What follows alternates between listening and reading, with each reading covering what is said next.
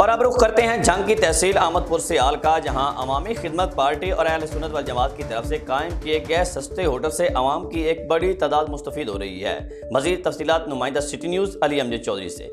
जी अहमद, तफसीलात से आगाह कीजिएगा। मैं मौजूद हूँ अहमदपुर सयाल में मोहल्ला मोहम्मदिया में, जहाँ अवामी खदमत पार्टी अहले सुन्नत वल जमात की तरफ से सस्ते होटल का क़याम यहाँ लाया गया है। सस्ता होटल कायम किया गया है। ये वो सस्ता होटल है जहाँ आपको 2 से 3 रुपए रोटी मिलती है, 10 रुपए की आपको सालन की प्लेट मिलती है। और यहाँ के सैकड़ों घराने ऐसे जो इस वक्त यहाँ से मुस्तफ़ीद हो रहे हैं। अंजुमन ताजरान के चेयरमैन अवामी खदमत पार्टी के रहनुमा इस्माइल खान बलोच साहब मेरे साथ मौजूद है। उनसे पूछूंगा कि तकरीबन कितने लोग जो हैं वो यहाँ से मुस्तफ़ीद हो रहे हैं। जी भाईजान, बिस्मिल्लाहिर्रहमानिर्रहीम। यहाँ से तकरीबन 300 से 400 ख़ानदान ऐसे हैं जो रोज़ाना की बुनियाद पर मुस्तफ़ीद हो रहे हैं। तो ये लॉकडाउन जो है तवील होता है, तो फिर आपकी हिकमत अमली क्या होगी? इंशाअल्लाह जी, यकम रमज़ान तक तो ये हर हाल जारी रहेगा। अगर उसके बाद भी लॉकडाउन तवील होता है तो फिर सूरत हाल देख कर हम फैसला करेंगे।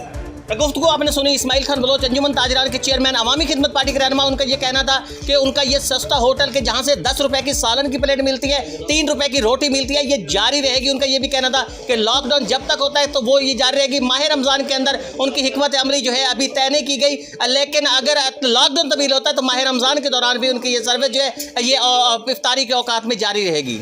बहुत शुक्रिया अहमद, तफसीलात से आगाह